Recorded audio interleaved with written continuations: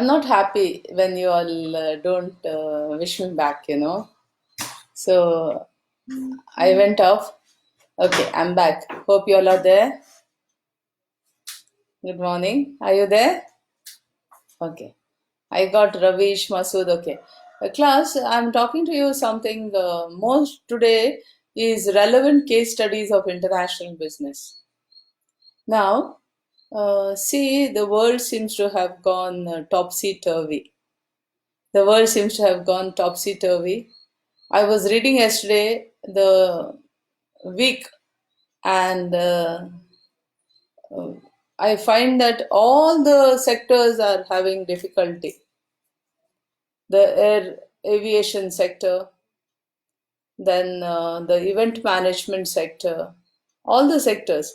And all of them are saying we are looking towards the government to give us some recovery plan. So I would like you to think of how we as MBAs can think of recovery plans for all the sectors. Gaurav, good morning. Right? Good morning, Gaurav. Yeah. Gaurav, I'm unable to send this oil prices to you. I will set it a sober care. Yes. Sober care, I think. Yeah. And in Arabic, it is Sabah al Khair. And Namaskara, Namaste, Shubhodaya. Yes. Okay. Shall we go ahead? It's like I come to the class and I see very few, then I take a walk in the corridor and then you fill the class and then I start. It's like that. Okay? Now, see, let me concentrate on the class because if you all are not there, you can always go back and see. What I'm doing is extremely important class because I will, even in the class, point one is when I give, in the case, if ever I give you a question paper case study, I always, my case studies are on latest developments whatever I've taught in the class. So you better perk up. Secondly, Fardin, good morning. And Fawad, good morning. Um, so there are some very, okay, the COVID 19 has attacked us and things have really, really, really slowed down. Looking at the aviation sector, the planes, all the different airplanes standing statically.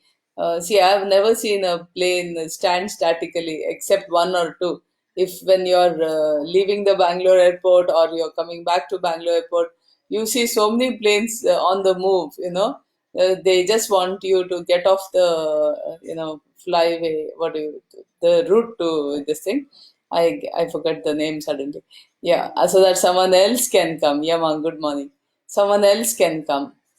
Sepide sweetheart, good morning once again. So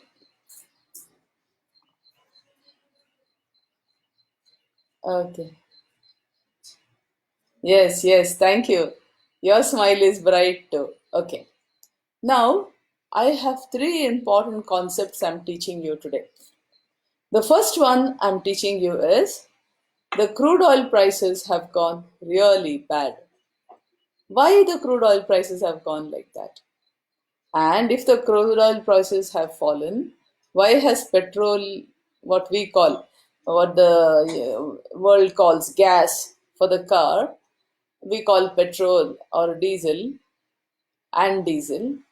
why the prices of petrol and diesel have not fallen? All right? Crude oil prices have fallen. Why the other prices have not fallen? This is what we have to distinguish. The first one. And how is it that the crude oil prices have fallen so bad? They've gone to $0 and minus. How can it be? It seems strange, isn't it? We will analyze that. Secondly, we will analyze, as many of you have been asking me, why did the 2008 recession that started in the United States happened? Good morning, Mr. Joseph. Yeah, why did it happen? All right. And third important thing is It is history, but it looks as if currently the history is repeating itself given the condition we are facing now. So we have to see uh, how the Great Depression happened and what happened after the Great Depression, how they recovered. This will be lessons in history for us. We were going to discuss in class when we come back how we recover from this coronavirus pandemic, not medically, in business wise, commercially, how we recover. These are the things we are going to discuss. So, today, our first topic is oil prices. See, remember to go back, remember, I talked to you about OPEC, Organization of Petroleum Exporting Countries. OPEC started in Baghdad in 1969, I think. I told you, I forget the year, with five countries: Kuwait, Iran, Iraq, Saudi Arabia, and Venezuela. They were a very powerful commodity cartel. As I told you, the commodity cartel was not only this particular one, was not only to control prices, it was essentially formed with the intention of controlling the supply of oil. See, the prices of oil are always dependent upon the market sources of demand and supply. What happens when supply is more? The price falls, and vice versa. We know this. All right. So, given that, we will come back to OPEC. OPEC, as I told you, there are benchmark oils. Remember this. Benchmark oils are in the US, West Texas Intermediate. We call it WTI benchmark. You have the Brent oil in the UK, based the oil that is dredged or drilled from the North Sea, and then you have the Dubai crude, and OPEC has a basket of oils. OPEC benchmark is a basket of oils. So, what do you mean by this benchmark oils? Suppose India in Bangalore gets some oil. How do we rate it? We rate it as in comparison to the benchmark oils. How do we do that? The crude is called sweet crude and sour crude. Sour crude, SOUR, sweet and sour crude. The sourness of the crude depends upon the content of sulfur in the crude oil. If the sulfur in the crude oil is less than 0.5%, the crude oil is considered to be sweet crude, and if it is more, it is considered to be sour crude, and hence so on and so forth. All right. Okay. Now, uh, we have benchmark oils, I told you, and I was talking to you about, say, India in Bangalore finds oil. Then, how are you going to uh, price your oil? You're going to see, say, Dubai crude has so much content of sulfur, so it is sweet equal to so much, and the oil India found has so much sulfur. So, if we have less, our oil is more sweeter than Dubai oil, our oil from Bangalore will be priced at a higher price than the Dubai oil, and vice versa. This is the meaning of benchmark oils. Now, let us see what happened to oil in the past. On Monday, that was 2 days ago, there was something unprecedented. As MBA students, we need to know what happened and why it happened. Because why am I talking so much about crude oil? Because the world rotates around crude oil energy. Don't start your car, you're not spending crude oil, petrol, and petrol is a byproduct of crude oil. You're not using your industry, then again crude oil is not consumed. All right, crude oil is not consumed. So now look at the status now. All our cars are at a standstill. None of us are buying petrol. Hardly anybody. Even if you top the this thing car, it is there only. We are going to fill the petrol whenever we are allowed to go out after lockdown. So imagine the long queues in the petrol bunks everywhere. You see practically everywhere in Bangalore. You see none of them are there. You can imagine no one is filling petrol in the petrol bunk. If I go now to with my car to fill petrol, if the police allow, petrol bunks are close by, but we are not allowed to cross the next street here, and which is good. Okay, everything is the same, and I'm afraid they'll seize my car, so I can't go. Imagine I go now to fill top my car, and I will get a very big grin and perhaps namaste, namaste, welcome, ma'am. How are you, ma'am? Did you eat food, ma'am? How about lunch, ma'am? How about breakfast, ma'am? Shall we serve you something? That kind of reception I may get if I go to top my car in the petrol bunk, because nobody is going to, but nobody is buying the petrol. All right. When we tried during the day of demonetization to go and exchange our 500 rupee note, the kind of severe rudeness we faced, the opposite is going to happen today if I go.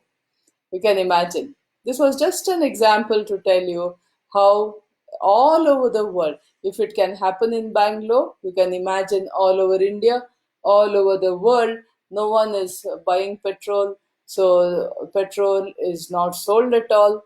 There are no industries working, so crude oil is not at all bought. See, petrol, when you buy petrol, you have to distill it. There are processes, stages. You have to process it, and then petrol comes. I mean, crude oil becomes petrol, etc., etc. You know the thing you have studied in school. So what happens here, not in the world, the due to the corona pandemic, no one is using petrol, and crude oil has dropped. This is you remember. Now the coronavirus pandemic has caused oil demand to drop so rapidly that the world is running out of room to store the barrels. People who have crude oil don't know what to do with it. They have ordered in anticipation of consumption. They have ordered more crude oil, but they don't know what to do with the crude oil because there's no place, the one that is already there. Imagine a petrol bunk with its tanks. The tanks are all full, so if it says in anticipation of this thing, or imagine they have vendor managed inventory. Every week, so much of petrol is coming. Where will they store? Imagine this situation of a petrol bunk. The same thing is happening with the countries of the world. And then I talked to you about OPEC the other day, and then I told you there are some standoffs between with Russia is not in OPEC, but it is a OPEC plus they call it. Russia is not with OPEC, but in Russia is ally, friendly country towards OPEC. But Russia, and we had a standoff with Mexico. Mexico said was told to cut down production of oil barrels by 4 lakh barrels, and it said yes, I'll cut down only 1 lakh barrel. See, Mexico is not a very rich country. Its economy turns around the whatever it can produce, and oil being such an expensive item, its economy will naturally revolve around the oil production of Mexico. So here we have Mexico. There was a standoff recently, before the G20 meeting, and they spoke about Mexico refusing to do refusing to abide by by internet G20 and international standards, that it should reduce the production. We also had a standoff with Russia and Saudi Arabia. Saudi Arabia has refused to cut down its production, so has Russia. Russia, see, my material, whatever I'm talking, my knowledge comes from CNN and BBC. Currently, what I'm talking in this is downloaded and from CNN News and BBC. So the Saudi Arabia and Russia have refused to cut down their production, so the world is flooded with excess supply. Look at this. On Monday, that is day before yesterday, on the that is the 20th of April, oil to be delivered in May. Now see, it is like this. Uh, Oil is considered in oil futures.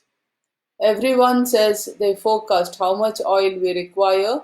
They are forecasting, and then they will say, I want so much in April, I want so much oil in May, and so much oil in June. This is how it goes on. So the futures, oil futures, the price of oil, the crude oil is said to be or is mentioned as oil futures. So, US oil to be delivered in May, that means the oil to be taken, hoarded. Not the hoarded is not the right word. The oil bought by US and kept in its whatever go downs, etc., settled in May at minus $37.6 per barrel, the first negative close in history. All of you have learned what are trades, futures, options, etc. So the oil futures price has gone to a negative $37.6 per barrel, the first negative close in history. Producers are running out of storage space as demand for energy collapses. The demand for energy is collapsing. Why? Because energy is not consumed due to the lockdown of the corona pandemic. So they are willing to pay buyers, producers are willing to pay buyers to take the crude oil off their hands. Imagine. Producers of oil want to pay buyers, it seems. I don't know how true it is. That's never happened before for West Texas Intermediate, the US benchmark. WTI, I told you it's a US benchmark. The price of a barrel of WTI crude to be delivered in May has since turned positive. It settled on Tuesday at 10.01. My goodness, yeah, $10.01 per barrel, a drop of 84% from the highest in January. The recent high in January, compared to that, 10.01%, $10.01 is an 84% decrease. The contract closed Tuesday the contract closed Tuesday, which means trading was light and most investors were looking ahead to June. Today is Wednesday.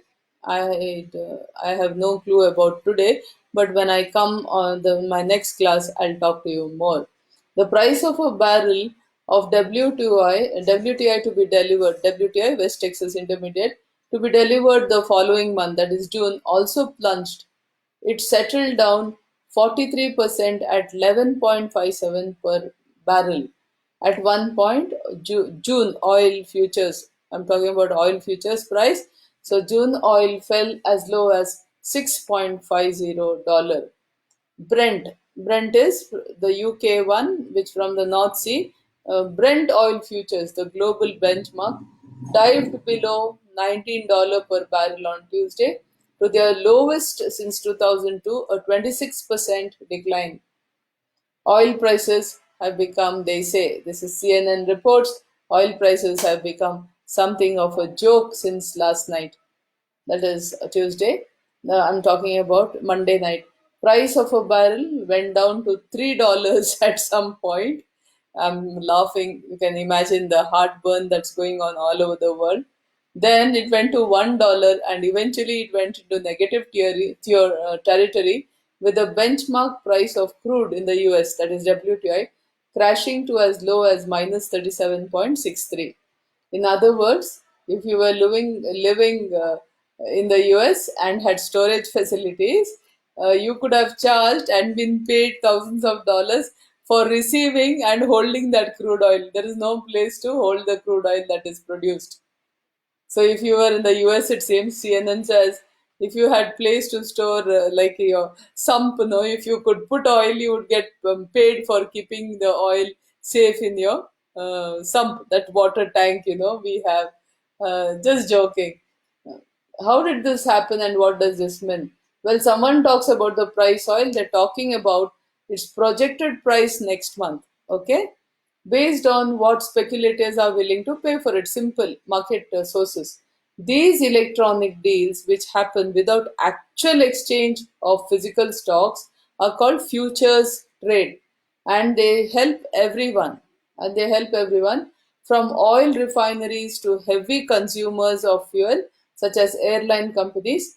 This helps to hedge their price risks. Okay, and what futures trades. Okay, traders usually sell their holdings to buyers, to actual physical users of oil, a day or two before the settlement date. Please remember, before the settlement date, it doesn't pass, the oil doesn't pass from the producer to the stockist.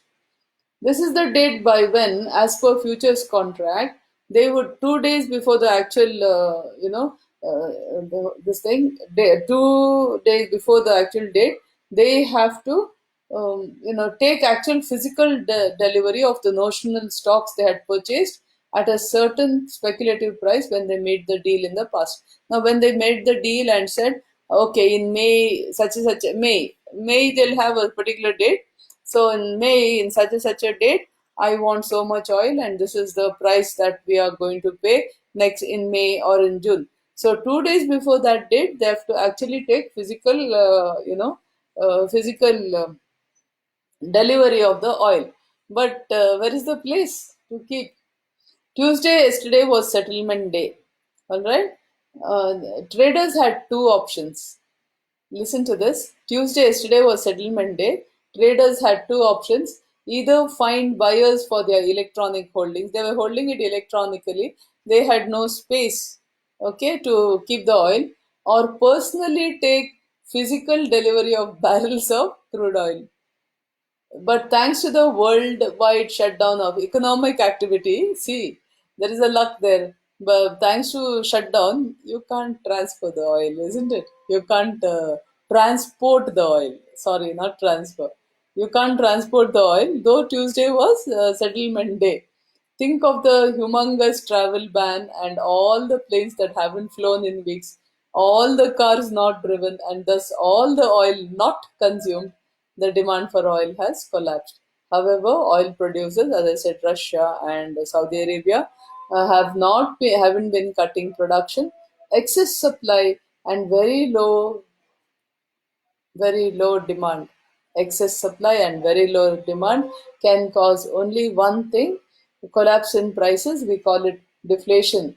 Since energy consumption is a proxy indicator of economic activity, say if you consume more energy, it means you have more economic energy, economic activity. So it's a proxy indicator of economic activity. Oil is one of the most widely consumed form of energy. The fact that traders don't think oil is going to be much in demand in the next couple of months suggests that economic activity is going to take a while to pick up as and when the countries lift the lockdown. You see the sad part of what is going on. So, lockdown means no demand at all for oil. So, traders naturally are, everyone knows what to go on. Now, there's one interesting thing. What does it mean when oil prices to go negative? Does the gas station will say, come, fill your car, we will pay you for filling your car? Does it mean that? No. This is from CNN, an author by Chris Isidore. You listen to this. Crude is not the best predictor of retail gasoline price. You may say, ma'am, you're saying minus 37 is the petrol. They say gas. If I use the word gas, you mean the petrol that goes and diesel that goes into your car. Okay, so does it mean why petrol has not come down? You're saying crude oil and petrol is a offshoot of crude oil. If you're saying crude oil has come to $3, $1, minus 37, futures trade, why is gas not, that is petroleum not given less? So, uh, wholesale gasoline prices determine what gas stations must pay for gasoline or petrol. And gasoline futures did not have the same wild swing Monday. They did not have, closing down only a few cents at about 67 cents a gallon. So sad, our petrol petrol costs have not come down. Our petrol costs or gasoline costs are based on gasoline futures, not on crude oil. So that's actually close to twice the price they were trading at just last week. So wholesale gasoline futures and oil futures are definitely linked, oil futures and gasoline futures, but they don't necessarily reflect each other on any given day. This is from Jeff Leonard, spokesman for the National Association of Convenience Stores in the United States. And even wholesale gasoline futures don't fully determine the price that a gas station will pay for their product. Most have contracts that determine the prices. Okay, that's not important. Once you have factored in the cost of wholesale gasoline, there are other costs that go into the price that you must pay at the pump. Okay, there are other costs. What are the costs? I'll go into transportation and marketing cost was about 39 cents per gallon of gas in the US. That these are recent prices. So you have transportation and marketing costs, refining costs and profits add another 34 cents. Okay, refining cost, that is refinery, the process of bringing from crude oil to petroleum. So again, 34 cents. With the volume of gasoline pumped falling by half or more, many station owners are increasing the profit margin they charge on each gallon by a few cents to make up for the sharp drop in demand. And then there are taxes, and then there are gas taxes. So the gasoline taxes in the US costs 18 cents a gallon, and state taxes vary. All right, 14 cents a gallon for Alaska and 60 cents in California. See, I do not have the statistics for India. I've taken this is yesterday's news, CNN. So, but it is illustrative of what can happen in we state wise also we have different gas prices. Gas means petroleum. So I think with that I will stop telling you why, though the crude oil prices have fallen and have gone into minus, still we are worried. There's no news that the petroleum prices have fallen. So you have transportation costs, you have marketing costs, you have taxes, and you have whatever profits that people suppliers of petrol are need. So there you are. Okay. So that is one topic I have come to this thing today, and that one sadly I don't know.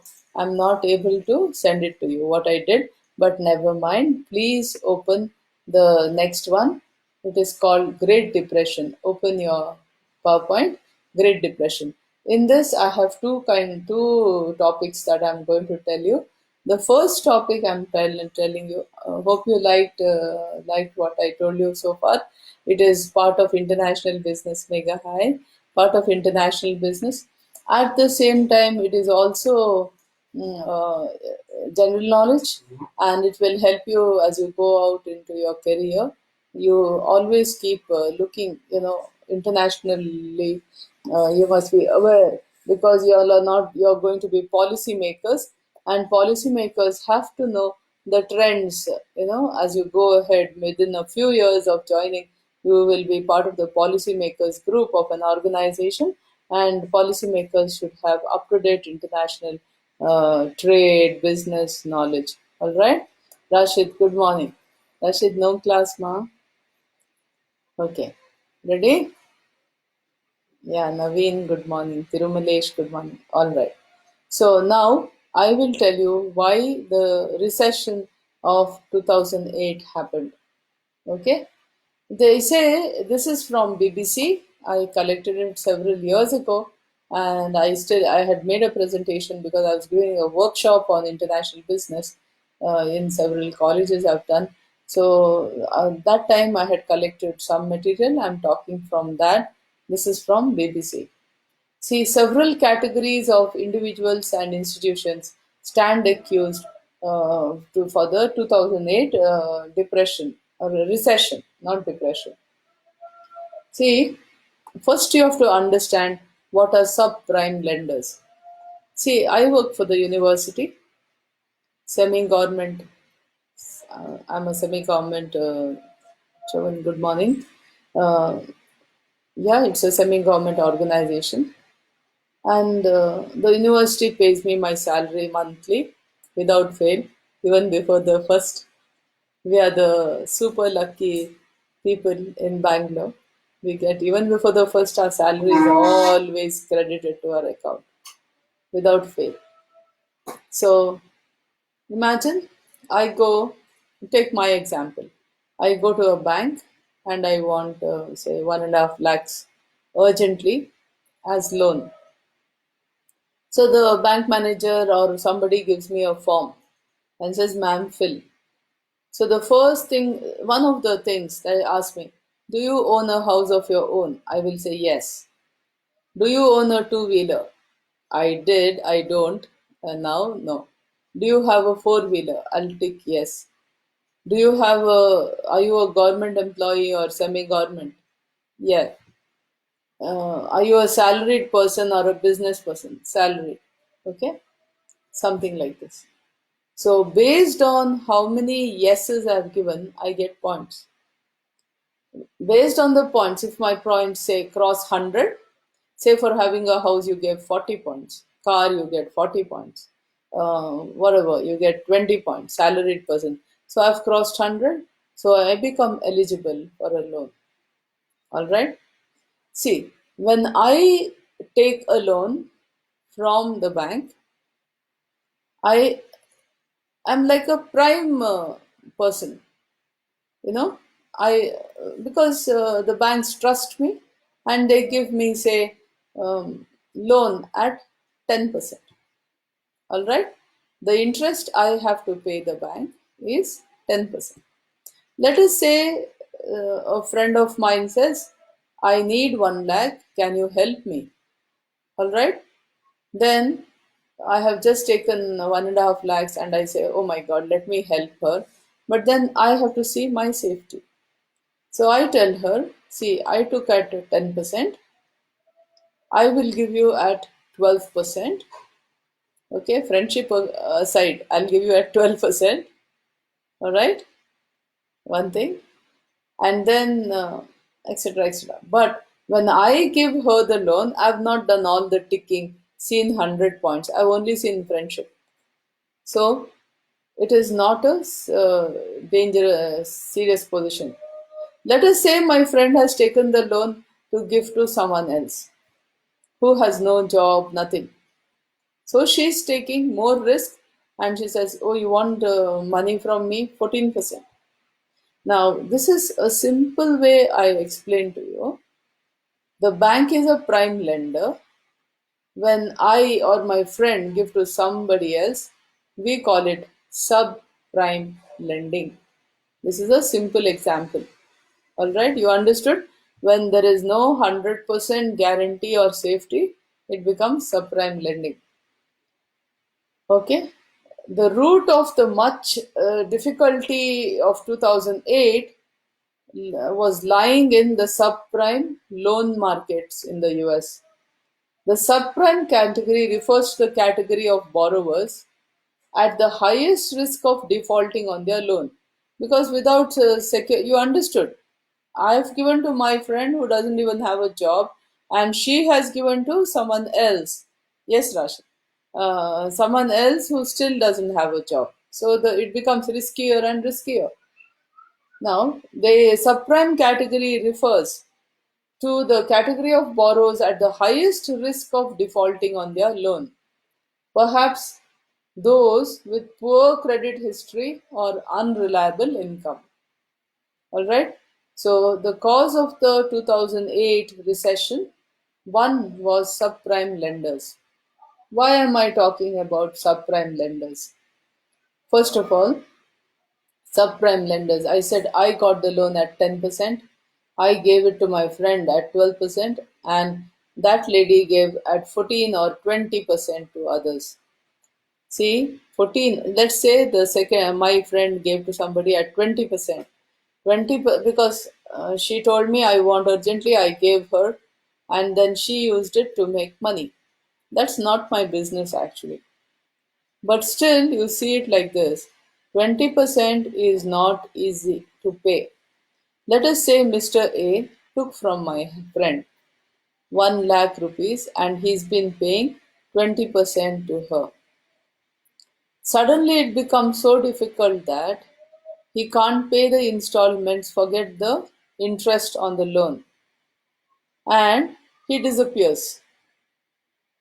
So, who's not getting the loan back? My friend is not getting the money back, and my friend is not giving me, I am not giving the bank. Imagine. All right. So, the subprime lenders and borrowers there were one of the biggest reasons for the recession of 2008. They were people with poor credit history or unreliable income. It is true, the poorest people pay the highest interest rates. You know that. The poorest people, okay, if you go to the bank straight away and take, say, loans, that's a different story. But when you take from a money lender, this is called subprime loans and you don't pay. And the money lender has to give to the bank, he also defaults. So subprime lenders, whether and the subprime borrowers might pay 2 or 3 times the interest of a prime borrower. Did you understand? I repeat, I was a prime borrower. I gave to my friend, and my friend, from whoever took from my friend became subprime borrowers. And if it defaulted, it wasn't the end of the world. Now, I'm talking about the US recession. Property prices were rising so fast in the US that the odd repossession wasn't a major problem. See, you buy a property on credit from loan from the bank. The property prices were rising. Suppose Mr. A buys a property from the bank with loan from the bank and he defaults, then the bank did not mind. It came into the picture, repossessed the property because property prices were selling.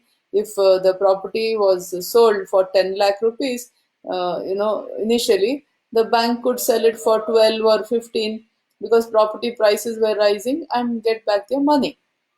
But in this case, what happened, you see, the people saw that there was money to be made in property, so the spiral continued. It was a bubble property rise. See, for example, I have a house to sell. So I go to a broker and the broker comes sees my house. He asks me how much I want. I say 1.5 crores. The broker says, if I take 1.5 crores, how much am I getting? Brokerage, not enough. So he says, you stand by me and say you want 1.8 crores. Okay? And he tells everybody it is 2 crores.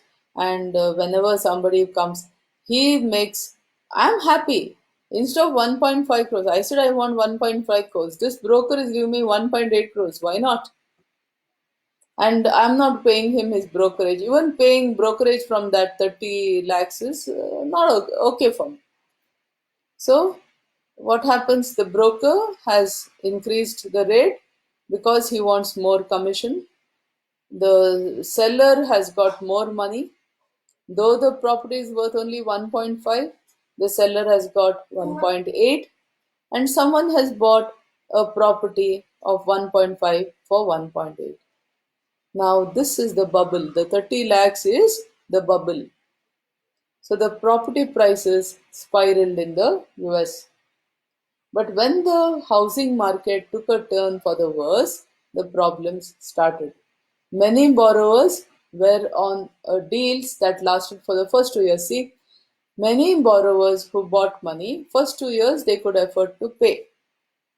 And what happened is, many of these were not even having jobs. They said, okay, I have a job of a salesman now, and I'm going to buy the house and I'm going to pay every month. After 2 years, I'm going to become sales manager. My salary of 40,000 will jump to 60,000 and I can afford to pay. All right. But the job of sales manager did not happen. The salary jump of 40,000 to 60,000 did not happen. Then started the problem of paying back the loan to the banks. Do you understand? This was the thing. Then no one wanted to buy houses because the jobs were rarer, and that's why um, house prices fell. Borrowers who were struggling started defaulting on loans. Repossessed houses flooded into the market, causing a vicious circle. Class, I'll show you this pen. I showed you in class. How much will you pay me? Okay, this pen. How much will you pay me? Now, because I'm selling, you may say 5 rupees, 10 rupees. But this is an old pen. I've been using it for a past month. You must have seen me, juniors. I've been using this pen every day. So imagine this is a one time pen. I don't know if it is. Imagine this is a one time pen and ma'am has been using it for 1 month. How much ink will remain? I don't want to buy. None of you are buying. If I hold a property that has a buyer, the buyer, what he or she offers me, will be the price of my pen. Do you understand? Suppose, whom will catch? Ravish. Ravish says he's the only person who is willing to buy this pen. He says, ma'am, I'll give you 10 rupees. Then, whatever the price of this pen originally, what Ravish is offering me will be the price of this pen today. Now, if nobody wants this pen, even Ravish, I'm sure, who's this? Harish will tell Ravish, hey, beda kano, adrali yenilla inku. Ma'am use ಮಾಡ್ತಾ ಇದ್ದಾರೆ ಜೂನಿಯರ್ಸಿಗೆ by ಮಾಡಬೇಡ ಕಣೋ. Ravish says don't want. I mean, what I said in Kannada was, Harish tells Ravish, you're my friend. Ma'am has been using this pen for 1 month for the juniors or everything. There won't be any ink in this pen. Don't buy. So Ravish says, ma'am, I don't want the pen. So this pen, the price becomes zero because nobody wants it. All right. As long as somebody wants it, excuse me, and they are willing to pay a price, the price they pay for that will be the price of the offer. No, offer price will be the price of the property. So when America was flooded with repossessed properties, the properties that nobody wanted, there was no value for the properties at all. All right. The FBI was investigating also allegations of corporate frauds relating to subprime loans in the US. Then, two reasons I told you. The investment banks were supposed to be architects of their own misery. It was not just a case of subprime lenders suffering a you know marathon of defaults. Also, big subprime lender, lender institutions collapsed. Subprime loans were parceled up and turned into complex financial products traded on markets. Now, this is very interesting. Subprime loans were parceled up, made into put lipstick and perfume and said, this is like this. Many people they said they marketed them as financial products, which people didn't understand what they were doing, what they were buying, or what they were taking loan on. They were parceled as complex financial products. Basically, they were loans. They were parceled as that, and then these were also, people took them and they could not pay back. So these were also the reason for the recession. Then there is something called short selling. This was another reason for the American recession of 2008. It was called short selling. Short selling, morning star. Short selling means we call it, I think, in India, you check it, Undla Badla. UNDHLA, Undla Badla or something like that. Wait, what a short seller does, listen carefully. A short seller borrows a share from somebody. All right? A short seller does not buy a share, he borrows a share from Mr. A. Mr. A has shares of a company and he gives the short seller on just loan. Loan means not money. Give me the share, I'll deal with it, I'll give it back to you. The short seller sells the share on the market. So when he sells, whenever somebody sells, what happens? Oh, this share has no value. So everybody starts selling. Of big and short sellers are very smart. They may join together and sell, creating artificial, what to say, um, fall in prices. How? Many people are selling. Oh, tomorrow maybe the price is falling. That's why so many people are selling. This is the kind of hype they create. Many people will sell. All right. For example, class, let us say, which this is wrong. Okay, this is wrong. Suppose we start selling, we have all of us, say 50 of us have shares of a company, and we plan. This is what Ketan Parikh and the other guy, the big bears and bulls and all, this is what they did. The last was Ketan Parikh, the guy who expired, I forget his name. So what they did is, say 50 people are there, all of them have 100 shares of a company. So at 11 o'clock, the first one sells. 11 to someone else sells. So in 1 hour, 50 people have sold shares of that company. There'll be a panic in the market. Everyone will sell. When everyone sells, there is supply of the share in the market. When there is more supply, less demand, what happens? Price falls. I repeat, someone has created an artificial selling. 50 people say they plan. 50 traders or something they plan and they sell in 1 hour. They each one sells 100 shares. 50 into 100, 5,000 shares. So they create a panic. So others also sell. They'll think, oh, these people have sold.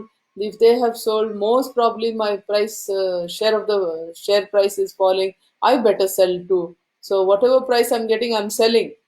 Never mind. I got some little 10 rupees profit per share. Enough. I'm selling. I don't want to lose. So artificial, price fall is created. As I told you, there is supply of the share in the market because so many have sold. Because there is extra supply, automatically less demand, and prices will fall. When the prices fall, the people, the short seller who created the fall, repurchases the share. Okay? He repurchases the share and he returns it to the original buyer. He doesn't own the share, he's only borrowed it to do all this and he returns the share. The price difference will naturally be profit for him.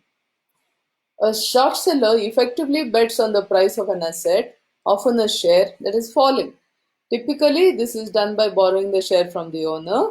The share is then sold, and when the price drops, it is repurchased and returned to the owner.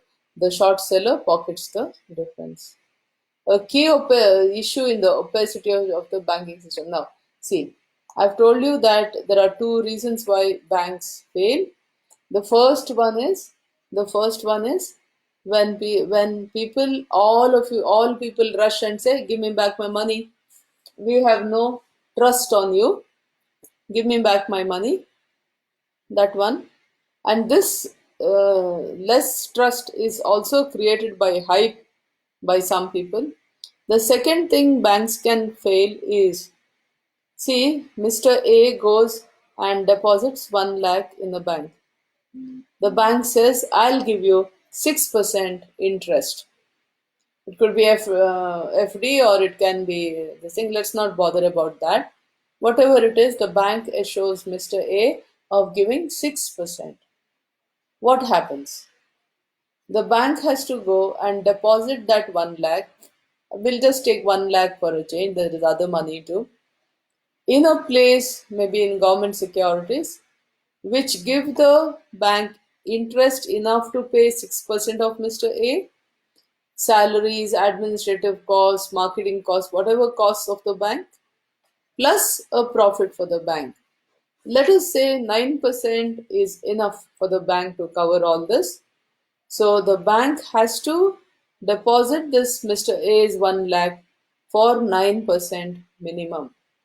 If the bank fails to do that, it cannot pay Mr. A and hordes of others, no, hordes, I don't, sorry, that's not a word, hundreds of other customers the 6%. And that is the second reason the banks can fail. And this happened in the US. Why the I gave you the reasons for the US recession of 2008, subprime lending,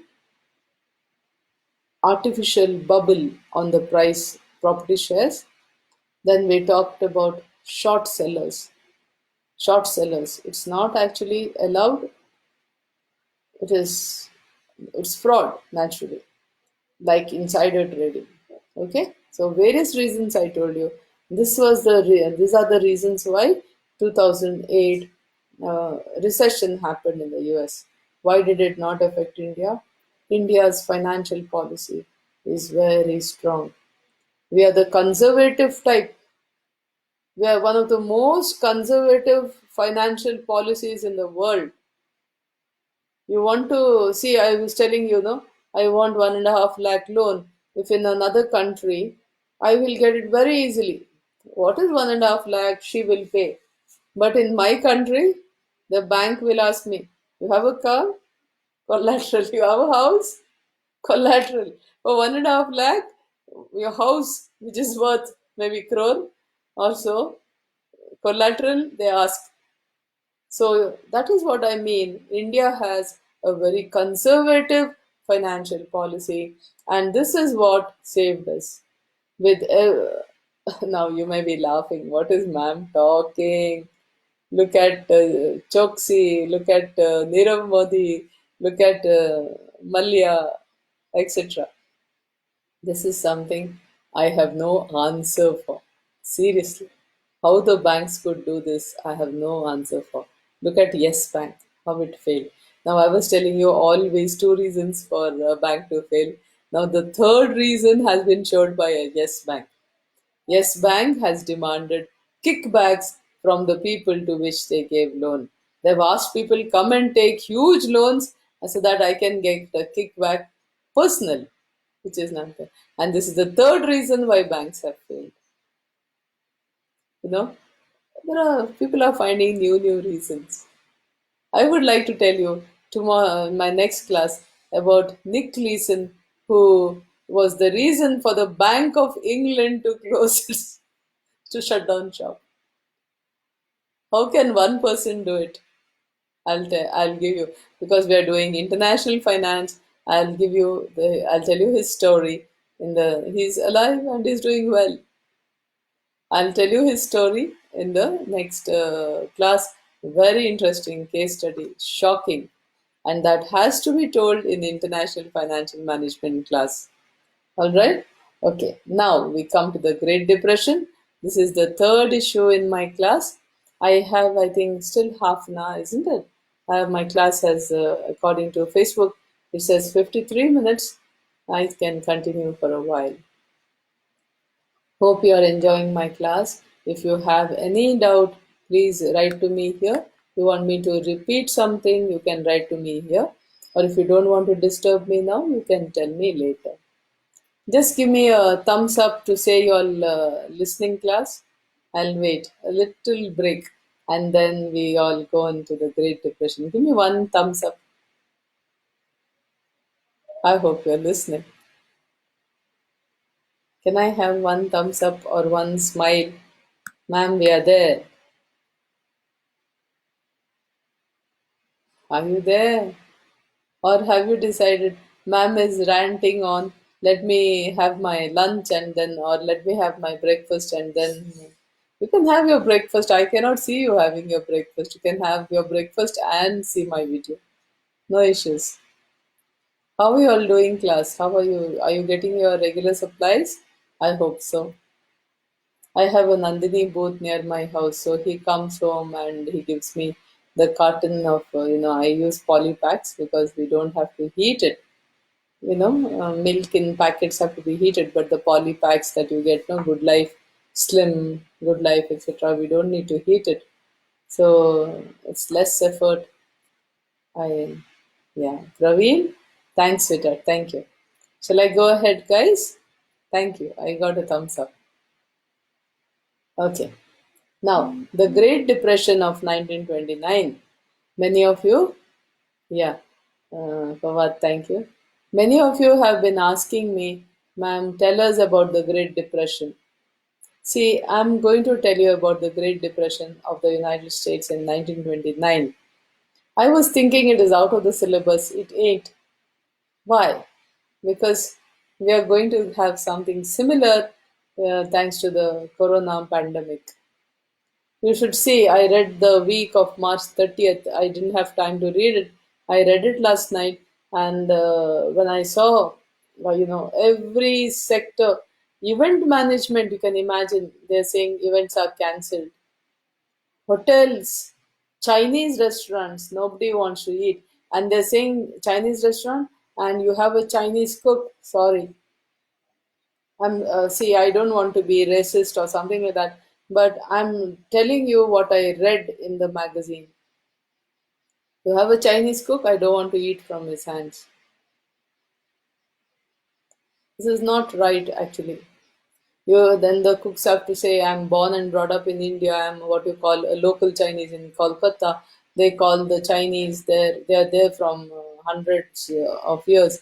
They call them the local Chinese. A very strong community there, very well liked community. Now, there we are. In these difficult times, we cannot be racist or communalist. Be aware of that, class. We cannot blame anybody. We just have to live with the situation, and the government is there to take care of the law and order. Let us not take it in our hands by telling anything about anybody. The government is there, and it is very much there, and it's very much doing its job. We have an excellent government in Karnataka state. They're doing so much for the people, really doing so much for the people. Very proactive policies, everything. You'll see, you take the higher education minister, he's on hands. See, we have to give a report every day to the vice chancellor, and it goes to the government. It's a form, online form. Every day I have to report. Every teacher has to report how much class has been taken, and we have to send it, and it goes to the archives, archives later. Yeah, it accumulates, and the government knows whether higher education is going on, degree education is going on, and all such things. So given the law and order situation, also you can see the cops how smart they are. So we don't have to interfere in their business. Okay, class, we'll start with the Great Depression. As I've told you, take the picture. These pictures are real pictures from 1920s. You see the first picture, first the Great Depression. Yeah. See, as remember, the First World War was between 1914 and 1918. I told you before, I'll repeat it. In 1918, and see, America didn't join the war. It only joined. See, I'm not confused whether the Second World War or First World War, but both World Wars it didn't join. It only joined last minute. In the Second World War, it joined last minute, and Hiroshima and Nagasaki happened, and the war ended. So America was last to join. In the First World War also. In the First World War, it didn't join. When it joined, when a British ship carrying American passengers was bombed by the enemy, so-called enemy. All right. So, what is the the situation now. As I told you, anybody manufacturing anything, their manufacturing capabilities and capacities were redirected to make, arms and ammunition, tanks, trucks, airplanes, anything connected with war. For example, BMW, the German manufacturer. In English, they say Bavaria Motor Works, but in Germany, you have something else, which I definitely can't pronounce or say. So BMW also, from even during the First World War and the Second World War, was forced to stop production of cars meant for commercial transport, and they were told to make, whatever meant for, uh, yeah, good morning, uh, the anything they were told. Honappa, is it? Okay, they were told to make things meant for war. They probably made the, if you see the Nazi officers in their cars, probably they were, probably, I don't know, I'm guessing, they were BMW cars. The SS, all those people, all those cars meant for the army generals, etc., etc., were probably prepared by BMW because there was good morning, Sitat, Amrin. So there was no commercial production. Now you come to farming. If you see what happened in Vietnam, they can't even farm. They couldn't even farm their land thanks to the mines. You know what is a mine? No, it's an explosive kept in the ground. If you step on it, you have to stand on it only. The minute you remove your leg, boom, yeah, you're blown to smithereens. So there were a lot of mines placed in the fields in Vietnam. I think over the years they may have removed it. How do the poor Vietnamese people farming? I had a Vietnamese student. His name was Niken Khain. I've no touch with him because that time we didn't have internet and also powerfully. He was a very good student. He was a government officer, one of our first foreign students, maybe 15 years ago. Yeah. Then we had someone from Namibia, Oscar Sichimba. Then I think of a few Iranis. Yesterday we were remembering.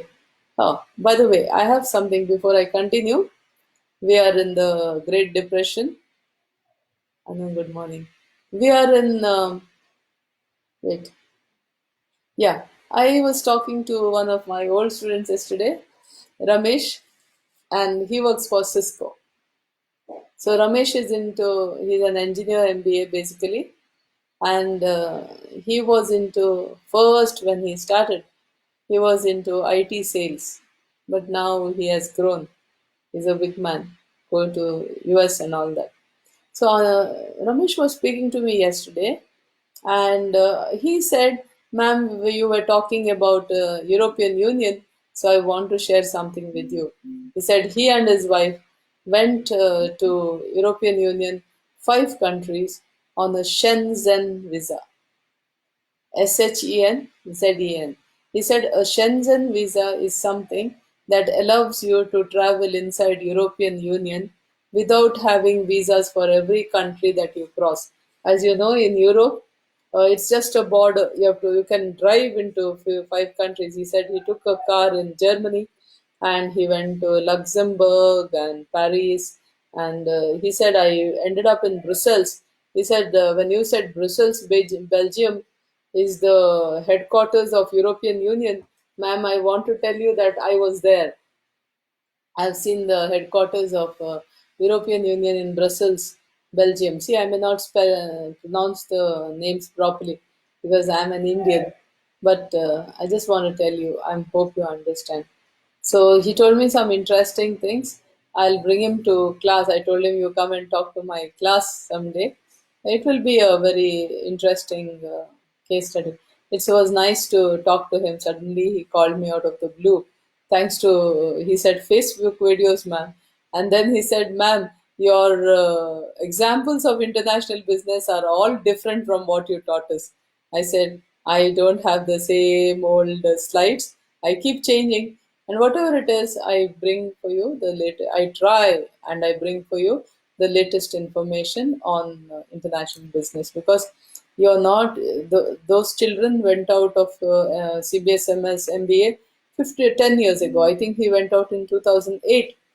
So Ramesh was the one who told me, "Ma'am, you should tell your students when the crude oil price is falling, why petroleum is charged the same." I said, "I will." And then I sat up and I browsed, and this is what I brought to you. I'm also grateful to the Hindu. I get evening news on my email account from the Hindu, and some of the things that I have said about the oil prices is also from the Hindu. Why oil and when the crude oil prices are falling, the petroleum price is not falling. All right. So here we are. Come back to this one. See, important industries. The first slide. Important industries struggled, including agriculture, railroads, textile, steel, mining, lumber. Lumber means cutting trees and all. Auto. That time there were a lot of trees. They could cut. Now where are the trees and how will you cut? Automobiles, housing, and consumer goods. All of these suffered. I don't know how to explain others, but agriculture, I'll tell you. Just as I said, BMW could not manufacture anything else other than war related automobiles or arms and ammunition, etc., or maybe even fighter planes they manufactured.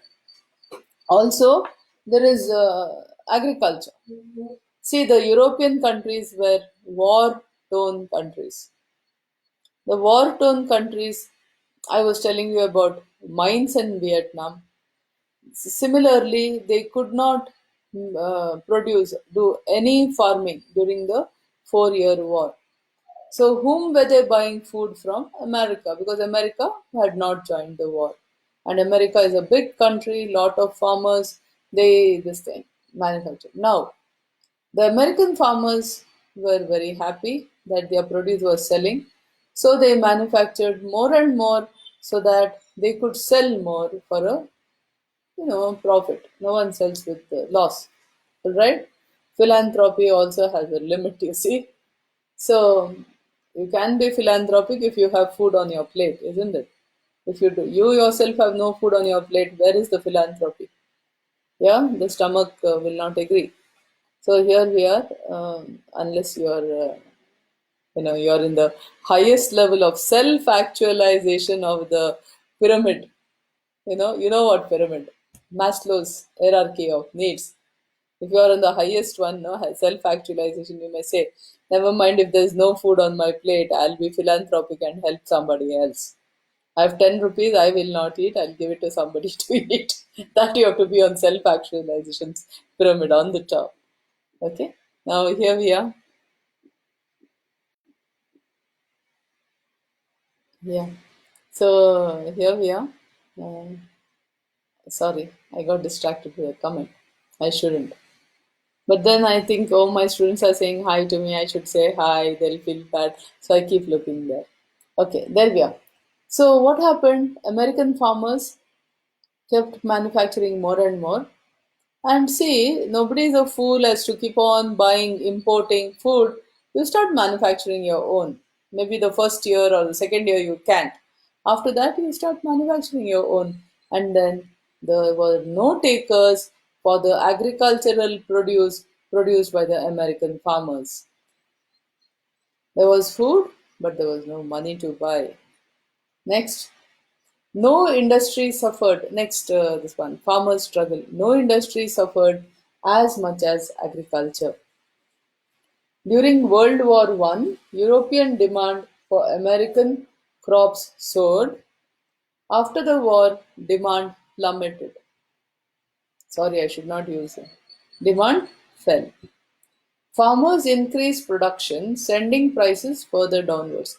Just as I simply told you just now, how oil prices plummeted on Monday, because there is supply of oil, it is not being used, there is no demand, so the prices fall down.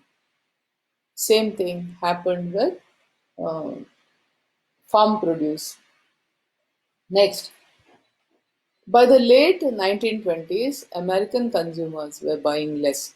There were less. There was unemployment, rising prices, stagnant wages. Stagnant wages means you are not getting increments. You're taking 100 rupees home and you're spending 50 rupees on food, fine.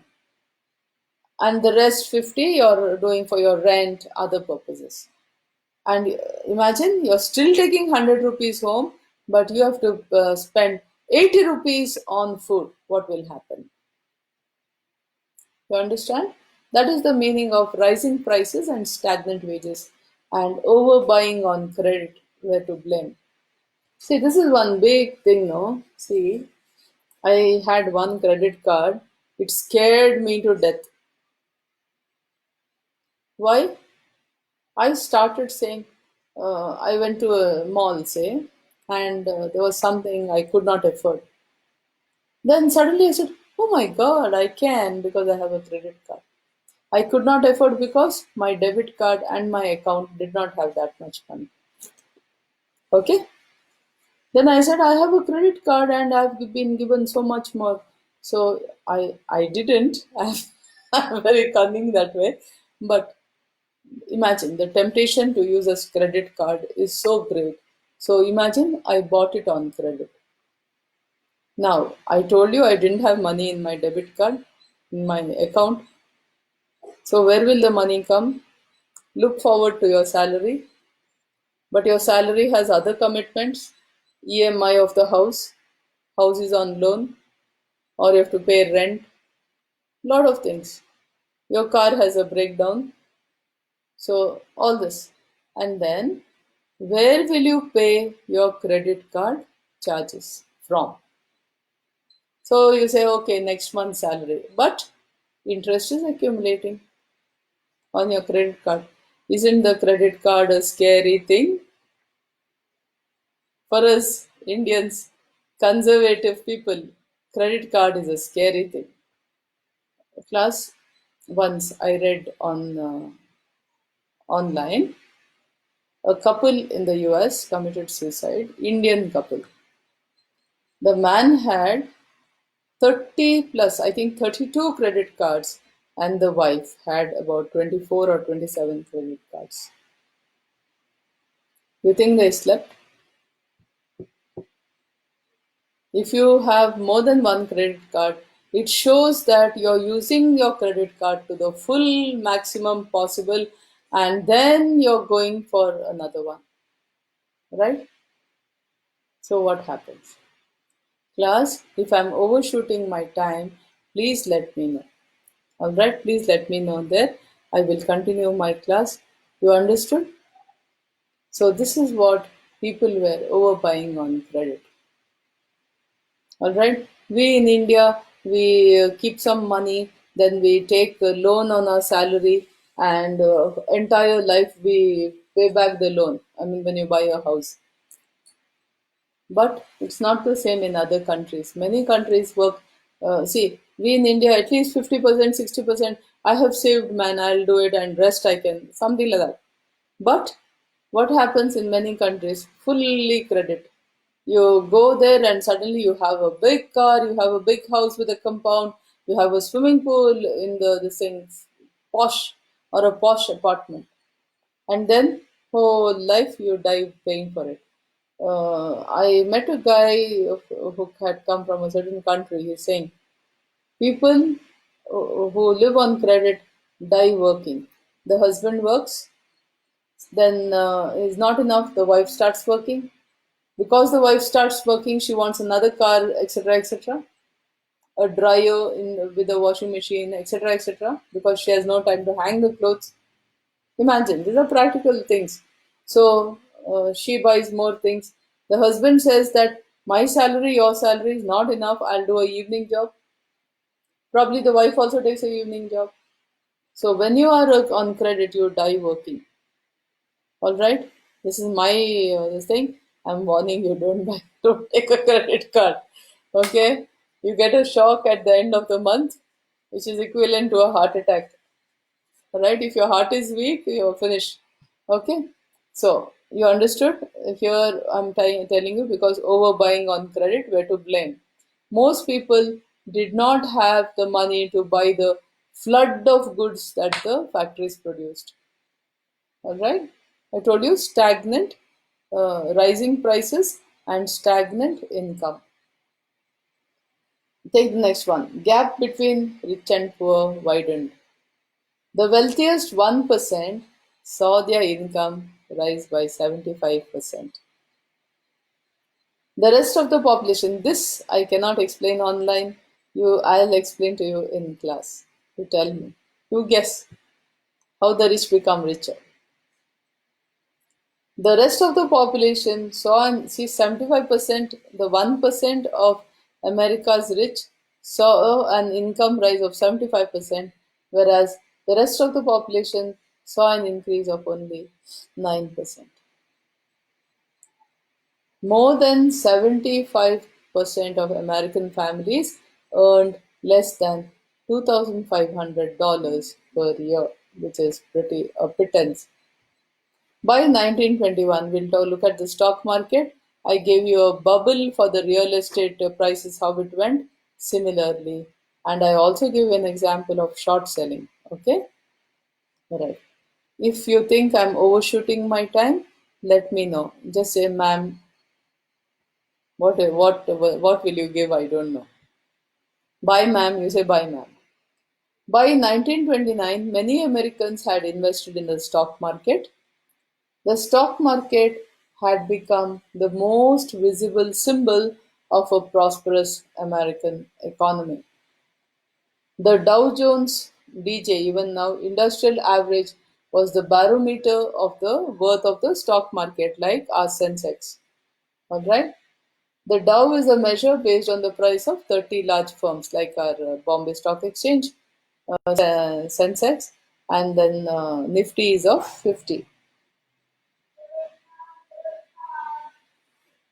Though Rajesh is my old student, one of my favorite students from Bidar. Stock prices rise through the 1920s. Though most of the 19 prices, stock prices rose steadily, which means whatever you're holding, the market price rose steadily.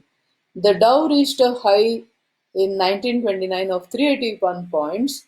In 1924, 5 years before, it was 300, and in 5 years. Now, see, given the current thing, you'll say, oh, only 381 points, what's the big deal? Because that is now.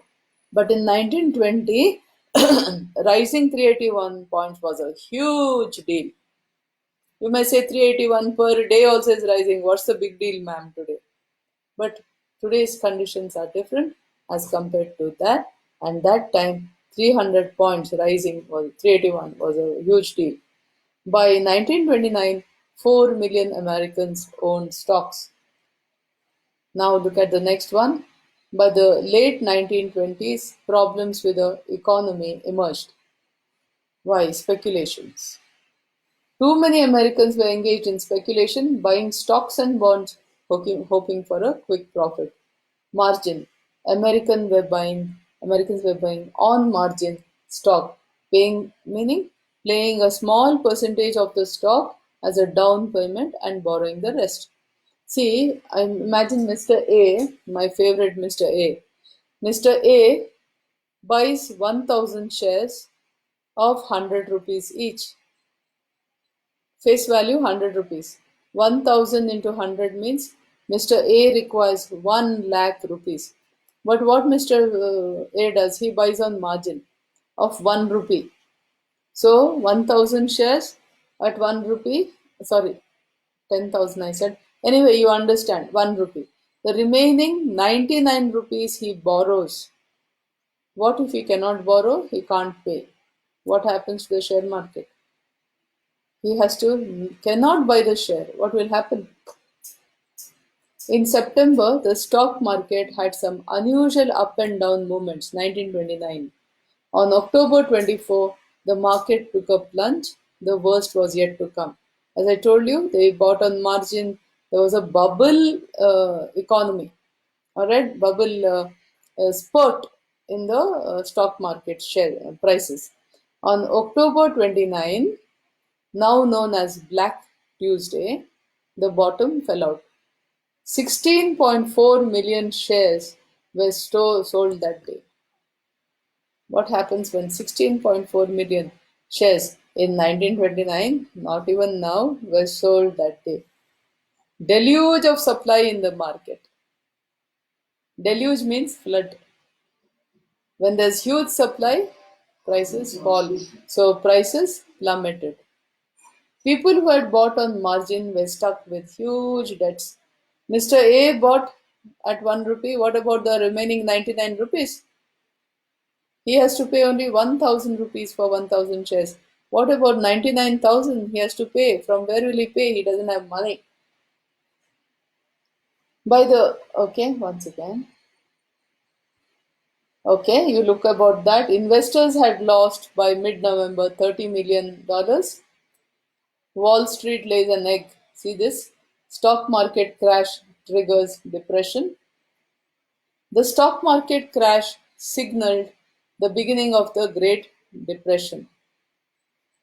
The Great Depression is generally defined as the period from 1929 to 1940, 29 to 40, in which the economy plummeted and unemployment skyrocketed. People had no jobs. All right? People had no jobs. The crash alone did not cause the Great Depression, but it hastened its arrival. The Great Depression was already coming because of various other reasons that I've spoken before, but the stock market crash made it more. Hundreds of homeless people. After the crash, many Americans panicked. See, the banks are falling now. After the stock market crash, many Americans panicked and withdrew their money from banks. Banks had invested in the stock market and lost money. They had no money to give back to the Americans, right? So what happened? In 1929, 600 banks failed. Today, if 600 banks fail, we are in shock. What will happen? What would have happened? In 1929, 600 American banks failed. By 1933, 11,000, there were 25,000 banks, and 11,000 of the 25,000 banks nationwide had collapsed. GNP, gross national product, drops unemployment source. Between 1928 and 1932, the US gross national product, that is the total output of a nation's goods and services, fell nearly 50% from $100 billion to $59 billion. Imagine. Today I've given you a lot of food for thought. I want you to, like, a cow chews its cud. I want you to think and chew over the information because it's going to be very important for you in your career. Not only that, given the situation now, you are going out into a world which is recovering from a situation like the Great Depression. You're going out into a world where you have to find jobs in this situation. It's not pathetic. No, nothing to worry. All right? Everything will recover. Man has the power to. If man has the power to destroy the earth, he can also recover. But let us hope to God this time man does it in a sustainable way. We don't flood our lakes, we don't choke our lakes with plastic, and etc. etc. We learn to keep our houses and our country clean. We learn not to go and relieve ourselves on college walls and etc. Wherever we see a wall, we think it's a place to relieve ourselves. Let's not do it. We see something, I don't know, we don't have enough water to drink, from where people get so much spit as to throw on the road. We cannot walk on some roads, you have to jump, you know hurdle race over spit. I don't know when we were going to stop it. Feel the government has to make strict rules now, like how they did in Singapore, about keeping our cities clean. Extremely strict rules. It is mandatory, I feel. If someone from the government is listening, I'd be very happy. It is high time the government took that cleanliness part into, you know, we always already have Swachh Bharat, but I think we have to fine people for relieving themselves in public, for spitting, and that too, that, what they eat, I don't know, it makes red spit, and they have to spit it on malls, on public buildings, BDA complexes. You see, government complexes, nobody's complex. Okay, let me finish this. 90,000 businesses went bankrupt. Unemployment leaped. It was only 3% in 1929. It became 25% in 1933. There were tariffs and war debt policies. I told you beggar thy neighbor, all that. US demand was low despite factories producing more. US factories were producing more, but the demand was less. Why? Prices were the same, wages were stagnant. Farm sector crisis, easy credit, unequal distribution of income, we spoke about, like that. Okay. Now, there is something called the Mexican peso crisis, and I also have to speak to you about the Asian crisis. I think the Asian crisis I've talked to you in the class. I asked you, suppose you get a lottery, which the money of which you have to invest carefully. How much can you handle? One of you said 1 lakh, someone says 20 lakhs. Okay. I had a person who wanted to start a new college one day in one of the talks I was giving, and that person said, I want 3 crore. I can gainfully reinvest it. See, it's not, I didn't ask you how much can you handle, you can handle, you can handle gainfully, not a paisa of it should go waste. So, can you handle, do you know where to invest?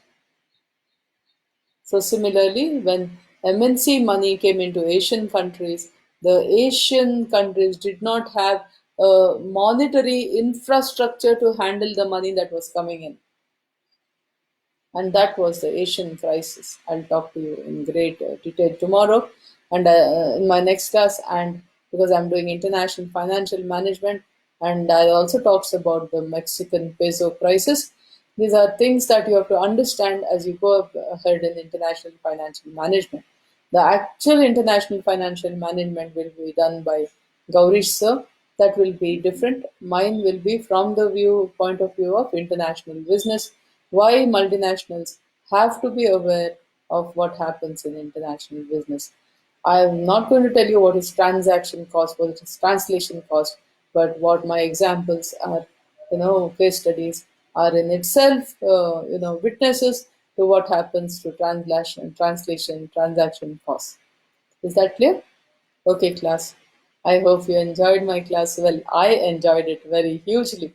Some things are very sad, but we are in an academic thing. I'm not here to say, oh my God, how sad, this should not happen, that should not happen. It's only an academic discussion.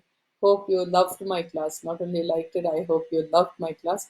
I make great efforts.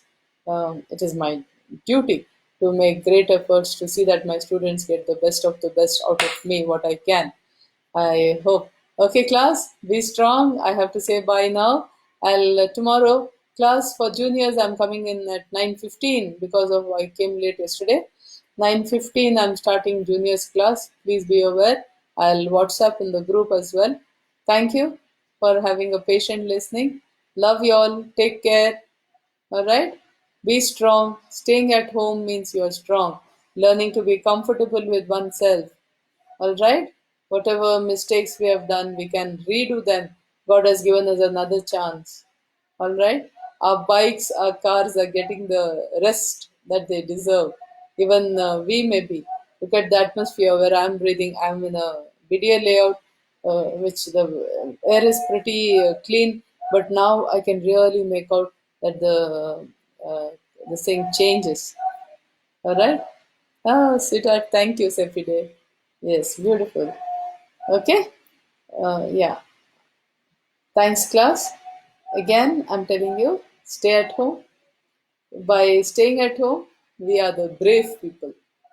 All right? It's not easy to stay at home, I know. But that's why. Stay at home, let's break the chain of the virus. I don't even want to say it. I'm not very happy saying it. Look at the destruction it has done in the world. Yesterday, I felt so sad looking at all the. I will bring you that case. I'll tell you how different people in the investment sector, in different sectors, are suffering all over the world. Okay, and everyone is looking towards the government for a solution. Every single one that was interviewed by the week, every single person in that sector was talking, I look forward to the government to give me some solution. It's a very tall order for the government now. Yeah, okay, maybe we could discuss what the government could do sometime, and maybe we could forward our suggestions to the government also as a department. Yeah, take place care class. Today was my fourth semester class for the MBA students of Jnana Bharati campus. I am a proud professor of MBA of Bangalore University. I am very proud to belong to Bangalore University, and I am also very grateful to the university for giving me a lot of support. Thanks to Facebook, thanks to the government of Karnataka, which has made it possible for us to have online classes. It is, it's a wonderful thing. A very proactive higher education department. So, thank you all. Have a safe day. I'll see you day after tomorrow for your next class. Look forward to more issues on international financial management. Stay happy, stay healthy. Bye. Jai Hind and Jai Karnataka.